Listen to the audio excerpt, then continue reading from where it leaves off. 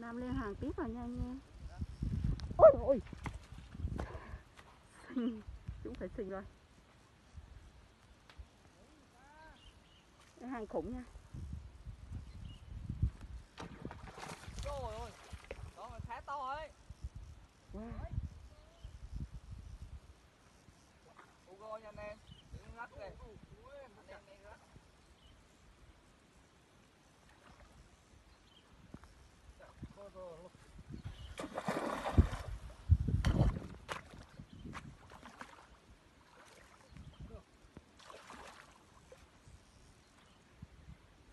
Chicken đen.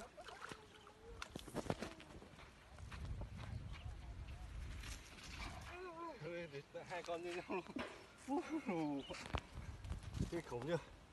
Ôi.